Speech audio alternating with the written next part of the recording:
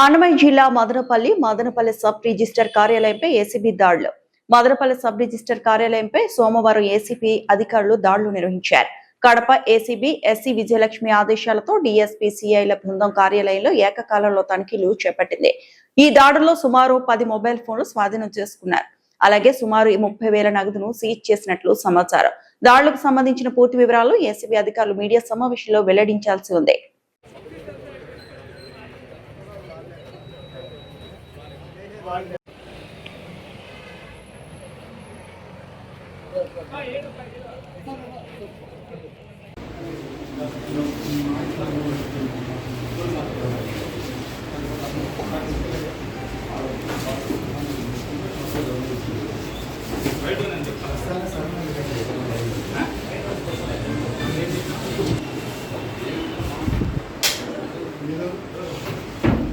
ఎవరండి?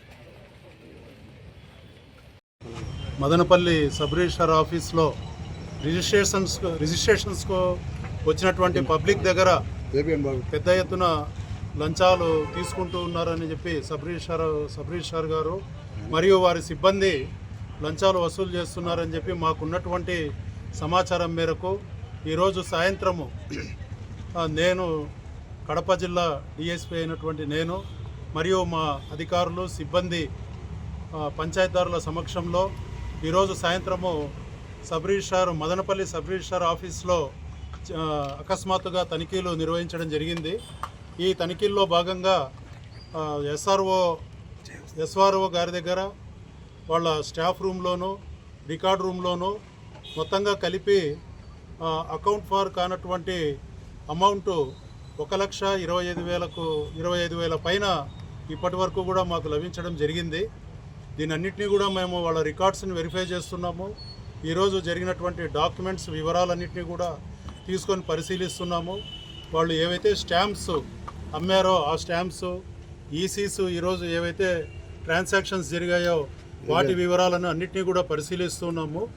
దీనిలో ఏదైతే గవర్నమెంట్ సొమ్ము ఉందో దాన్ని వెరిఫై చేసుకొని ఏదైతే అకౌంట్ ఫార్ కానీ అమౌంట్ ఉందో అంటే వీళ్ళు లంచాలుగా వసూలు చేసినటువంటి అమౌంట్ను అకౌంట్ ఫార్ చేసుకొని దాని మీద ఒక రిపోర్ట్ను రాసి మనము హెడ్ ఆఫీస్కు మా ఉన్నతాధికారులకు అట్నుంచి ప్రభుత్వానికి వాళ్ళ మీద క్రమశిక్షణ చర్యల కోసం సమర్పించడం జరుగుతుంది. తదుపరి వివరాలు తర్వాత తెలియజేస్తాం. జరుగుతున్నాయండి, ఇంకా వెరిఫై చేస్తున్నాము. రికార్డ్స్ అన్నీ కూడా వెరిఫై చేయాల్సి ఉంది. ఈరోజు గవర్నమెంట్ ట్రాన్సాక్షన్స్ అంటే రిజిస్ట్రేషన్స్ కానీ ఈసీస్ కానీ స్టాంప్స్ సెల్లింగ్ కానీ ఎంత మేరకు జరిగాయి, దానికి రావాల్సిన అమౌంట్ ఎంత, వీళ్ళ దగ్గర ఉన్న అమౌంట్ ఎంత, ఇదంతా కూడా మేము వెరిఫై చేస్తూ ఉన్నాము. ఇది ఇంకా కొంతసేపు జరిగే అవకాశం ఉంది. పగలగొట్టడం ఏం లేదండి, బీరువా ఓపెన్గానే ఉంది. అది ఎస్ఆర్ఓ గారి బీరువా. సో దానిలో ఆయన సమక్షంలోనే పంచాయతీదారుల సమక్షంలోనే ఓపెన్ చేయడం జరిగింది. ఆ బీరువాలో ప్రస్తుతానికి మనకు అక్కడ ఒక అకౌంట్ ఫార్ కానీ అమౌంట్ 20,000 దాకా దొరకడం జరిగింది. సో అన్నీ కూడా వెరిఫై చేస్తున్నాం కూలంకషంగా. అన్ని వివరాలు కూడా తర్వాత తెలియజేస్తాం. సార్ మీ పేరు సార్? ఇప్పటికున్న వివరాలు అయితే ఇవి. సార్ ఎంతమంది పార్టిసిపేట్ చేశారు మీరు? సార్ పేరు సార్?